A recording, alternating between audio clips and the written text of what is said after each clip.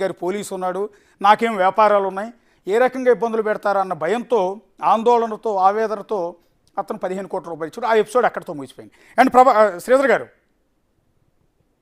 గారు చెప్పండి. Yeah yeah yeah అది కన్వెన్షన్ వ్యవహారం అక్కడితో ముగిసిపోయింది. And then next Prabhakar Rao అండి ఎంత మందితో చెప్పించిన సైబరాబాద్ పోలీసులు క్లియర్ గా మీరు ప్రభాకర్ రావు తోటి వెళ్ళి సెటిల్ చేసుకొని ఏ సబ్జెక్టులు కూరగాయల షాపోడు కన్వెన్షన్ ప్రతిదీ అండి మమ్మల్ని రకరకాల ఇబ్బందులు పెట్టారు. మీరు మా మీద ఉన్న కేసులన్నీ చూస్తే దేంట్లో కూడా ఫైనాన్షియల్ ఇన్వాల్వ్మెంట్ లేదు. కొట్టాడు, తిట్టాడు, చంపాడు ఇదే కేసులు. కానీ అన్ని ఒకటే రోజు 13 కేసులు ఒకటే రోజు పెట్టారండి. 13 కోట్లు తీసుకొని 13 కేసులు పెట్టారు ఒకటే రోజు. 13 కోట్లు తీసుకుని ఒకే రోజు 13 కేసులు. అక్టోబర్ 31వ తారీఖు 2021లో బాండ్స్ తీసుకొని నవంబర్ 7వ తారీఖు నుంచి 13వ తారీఖు లోపల, నవంబర్ కరెక్ట్ గా వారం రోజుల గ్యాప్ లో 13 కేసులు పెట్టారండి. చెప్పాడు సాంబశివరావు నీకు ఇప్పుడు. ఒక్క నిమిషం చిన్న కన్ఫ్యూజన్ వచ్చింది. ఇదంతా ఫంక్షన్ హాల్ వ్యవహారం కాదు, నెక్స్ట్ ఎపిసోడ్ ఇదంతా. ఫస్ట్ ఫంక్షన్ హాల్ ఎపిసోడ్ 2020లో జరిగిందండి. అదంతా 15 కోట్లు ఇచ్చారు, అక్కడతో అది క్లోజ్ అయిపోయింది.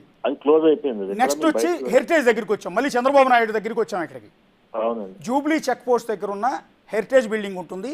ఆ హెరిటేజ్ బిల్డింగ్ కట్టిన స్థలం సంధ్యా శ్రీధర్ గారిది. ఈయన చంద్రబాబు నాయుడు గారికి అమ్మారు, అంతేనండి. Just financial transaction. మేము ఆయన ఎవరిని కలవలేదు, వాళ్ళ ఆడిటర్ వచ్చాడు, వాళ్ళ డబ్బులు మేము అడిగిన రేట్ ఇచ్చారు, మేము అమ్మాము అంతే.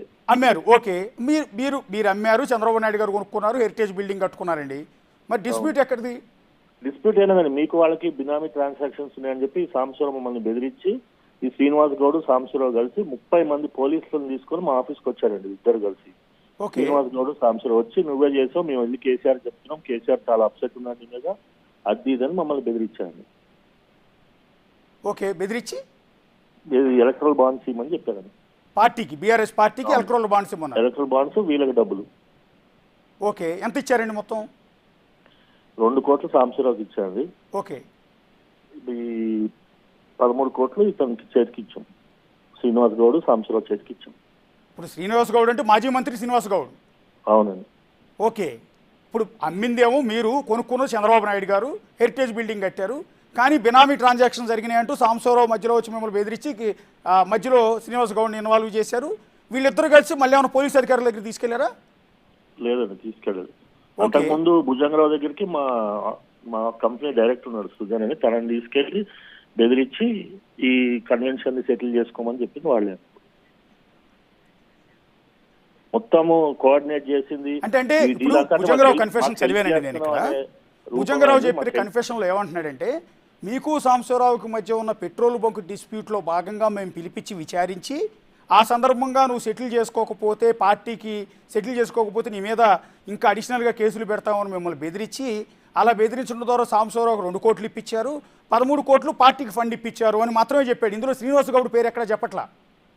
అయితే ఏమైందంటే భుజంగరావు ఏం చెప్పాడంటే, మీరు పార్టీ సీఎం మీ మీద చాలా కోపంగా ఉన్నారు, మీరు సెటిల్ చేసుకొని డబ్బులు ఇవ్వకపోతే మేము ఇన్వాల్వ్ ఇంకా కేసులు ఫర్దర్గా అవుతాయని చెప్పేసరికి మేము ఎందుకు మాకు ఇదంతా తలనొప్పి అని చెప్పి అప్పటికప్పుడు ఆ డబ్బులు కూడా వీళ్ళే వేరే ప్రాపర్టీ అమ్మిపించి ఇప్పించాడు. మళ్ళీ ఈ సాంబశివరావు వేరే ప్రాపర్టీ అమ్మిపించి ఇప్పించాడు డబ్బులు. మన దగ్గర అప్పటికప్పుడు డబ్బులు లేకపోతే ఇమీడియట్ 24 hours లో డబ్బులు ఇప్పించి ఈ ప్రాపర్టీ వేరేది కోకాపేటలో ఒక ల్యాండ్ అమ్మిపించి డబ్బులు ఇప్పించి ఆ డబ్బులు తీసుకెళ్లి వీళ్ళకి ఇచ్చారు. 13 కోట్లు క్యాష్ రూపంలో ఇచ్చారండి? లేదండి, సారీ ఎలక్ట్రల్ బాండ్స్ రూపంలో మీరు బాండ్స్ కొని వాళ్ళకి ఇచ్చారు. ఈ సాంబశివరావు శ్రీనివాస్ కూడా చేతికి ఇస్తే వాళ్ళు ఎవరికి ఇచ్చారో నాకు తెలియదండి. ఎందుకంటే ఎలక్ట్రల్ బాండ్స్ అనేది ఏ పార్టీకి దాని మీద పేరు ఉండదండి. ఓకే, ఎలక్ట్రల్ బాండ్స్ అనేది ఏ పార్టీకి ఇస్తే ఆ పార్టీ వాళ్ళు వాడుకోవచ్చు, అది అకౌంట్ చేసుకోవచ్చు. దాంట్లో 2 TRS అనో 2 కాంగ్రెస్ అనో అన్నట్టు. ఓకే, అవును, డీడీ లాగా క్యాష్ కింద కన్వర్ట్ చేసుకోవచ్చు ఆ తర్వాత. అవునండి. ఓకే, ఇప్పుడు మీరు చెప్పింది చాలా సంచలనమైన ఇష్యూ శ్రీధర్ గారు. ఇప్పుడు శ్రీనివాస్ గౌడ్ పేరు ఫోన్ ట్యాపింగ్ వ్యవహారంలో ఎంతవరకు రాలా? వ్యాపారవేత్తలను బెదిరించిన అంశంలో శ్రీనివాస్ గౌడ్ పేరు రాలా. ఫస్ట్ టైం మీరు మాజీ మంత్రి శ్రీనివాస్ గౌడ్ పేరు చెప్పారు. శ్రీనివాస్ గౌడ్, సాంబశివరావు, ప్రభాకర్ రావు వియంకుడు రవీందర్ రావుది మీరు Bhujangarao phone call data, Ravinder Rao చేసిన అరాచకాలు, రియల్ ఎస్టేట్ వాళ్ళని, హవాలా వాళ్ళని ఎంతమందిని బెదిరించాడనేది అసలు మీరు ప్రభాకర్ రావు మీద ఫోకస్ చేస్తే, వీళ్ళది తీస్తే మీకు చాలా వస్తాయండి. రవీందర్ రావు ప్రభాకర్ రావు కంటే అరాచకాలు ఎక్కువ చేశారండి. ప్రభాకర్ రావు అడ్డం చూపించి, వియంకుడు అని చూపించి రవీంద్రరావు చేసిన అరాచకాలు, సాంబశివరావు చేసిన అరాచకాలు కొన్ని కావాలి. కొంతమంది జీవితాలు అంటే మమ్మల్ని చేసిన హెరాస్మెంట్ కి సూసైడ్ చేసుకొని చచ్చిపోతే మొత్తం ఆస్తులు మనమే అయిపోతాయని మా టెనెంట్స్ అందరినీ ప్రేరేపించి అందరితో కేసులు పెట్టారండి. పోలీస్ స్టేషన్ లో కేసు పెడితే కూడా తీసుకునే స్టేజ్ లో మాది. మా ప్రాపర్టీలో మమ్మల్ని రానివ్వకుండా అన్నిట్లలో ఒకటి కాదండి, మాది అప్పా జంక్షన్ లో ఉన్న 20 acres లో మా డైరీ ఫామ్ కి ఇస్తే అతనితో కేసు పెట్టించారు, కూరగాయల షాపర్తో కేసు పెట్టించారు, ఫుడ్ కోర్ట్ లో కేసు పెట్టించారు, అందరితో కేసులు పెట్టించి రెంట్లు ఎవరు కట్టకుండా 2 ఏళ్లు విపరీతమైన మానసిక క్షోభ పెట్టారండి. ఎప్పుడైతే మళ్ళీ కాంగ్రెస్ గవర్నమెంట్ వచ్చిందో మా ప్రాపర్టీలు ఒక్కొక్కటిగా మళ్ళీ మేము తీసుకున్నాం. కోర్టుకు వెళ్ళి స్టే తీసుకొచ్చి కోర్టులో న్యాయం జరిగి మా ప్రాపర్టీలు మాకు వచ్చినాయి. కానీ మా టీఆర్ఎస్ గవర్నమెంట్ లో అంటే వాళ్ళు డైరెక్ట్ గా చేయలేదు, కానీ వాళ్ళ పేర్లు చెప్పి వీళ్ళు మమ్మల్ని విపరీతమైన భయభ్రాంతులకు, నన్ను మా ఫ్యామిలీని మా పిల్లల్ని కూడా ఇన్వాల్వ్ చేస్తామని చెప్పి బెదిరించి, సాంబశివరావు మీరు డబ్బులు ఇవ్వకపోతే మీ పిల్లల మీద కేసులు పెట్టిస్తాం, మీ పిల్లల్ని అరెస్ట్ చేపిస్తాం అని చెప్తే మా భయానికి మా పిల్లల్ని లండన్ పంపిస్తాను.